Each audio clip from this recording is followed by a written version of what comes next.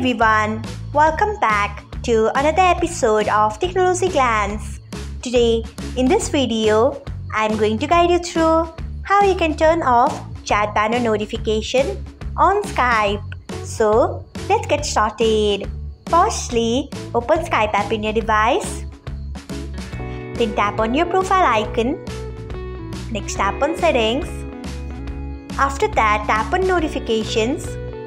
Then scroll until you find chat banner notifications. Next, turn off it by tapping on it.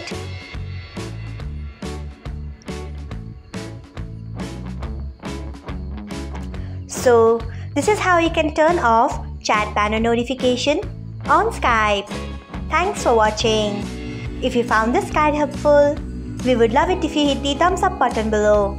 We upload great new tech tutorials like this one every day. So, do not forget to subscribe to our channel and hit the bell icon so that you'll never miss another update.